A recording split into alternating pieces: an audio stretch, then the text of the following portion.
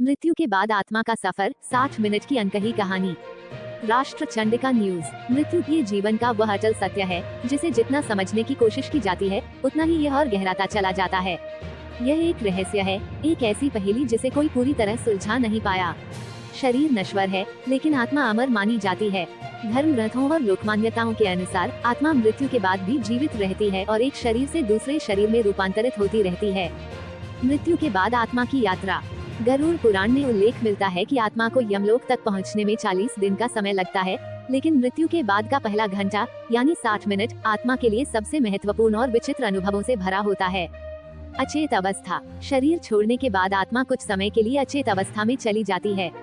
ये वैसा ही अनुभव होता है जैसे थकावट के बाद गहरी नींद। धीरे धीरे आत्मा सचेत होती है और अपनी नई स्थिति को समझने की कोशिश करती है। सामान्य व्यवहार। मृत्यु का अनुभव नई आत्मा के लिए अचानक होता है। आत्मा को यह एहसास नहीं होता कि वो शरीर से अलग हो चुकी है। वह पहले की तरह व्यवहार करती है, अपने परिवार और परिचितों के बीच रहती है। बेचैनी और घबराहट। जब आत्मा अपने प्रियजनों को पुकारती है और कोई उसकी आवाज नहीं सुन पाता, तब उसे बेचैनी और घबराहट होने लगती है। यह अनुभव आत्मा को असहाय बना देता है। सांसारिक मोह। शरीर छोड़ने के बाद भी आत्मा सांसारिक बंधनों से मुक्त नहीं हो पाती।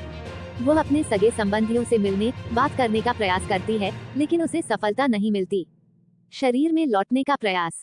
आत्मा बार बार अपने पुराने शरीर में वापस जाने की कोशिश करती है, लेकिन यमदूत उसे रोकते हैं। ये संघर्ष धीरे धीरे समाप्त होता है जब आत्मा स्वीकार कर लेती है कि उसका समय पूरा हो चुका है। कर्मों की स्मृति और दुख। मृत्यु के बाद आत्मा को अपने किए गए कर्म याद आते हैं, खासकर बुरे कर्म। वो अपने परिवार को दुखी देखकर दुखी होती है और पछतावे से भर जाती है। नया जन्म। अंततः आत्मा यमलोक की यात्रा पर निकलती है, जहां उसके कर्मों के अनुसार उसे अगला जन्म प्राप्त होता है। कुछ आत्माओं को तुरंत नया जीवन मिलता है, जबकि कुछ को प्रतीक्षा करनी पड़ती है।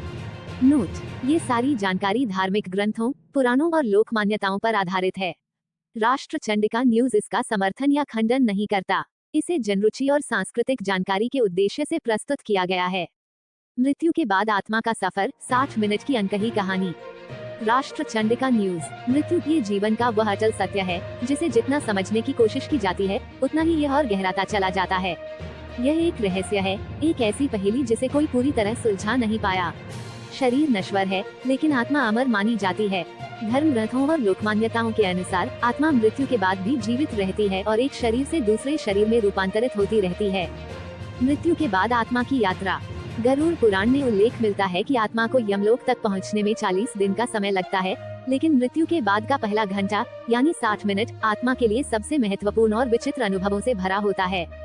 अचेत अवस्था। शरीर छोड़ने के बाद आत्मा कुछ समय के लिए अचेत अवस्था में चली जाती है। ये वैसा ही अनुभव होता है जैसे थकावट के बाद गहरी नींद। धीरे धीरे आत्मा सचेत होती है और अपनी नई स्थिति को समझने की कोशिश करती है। सामान्य व्यवहार। मृत्यु का अनुभव नई आत्मा के लिए अचानक होता है।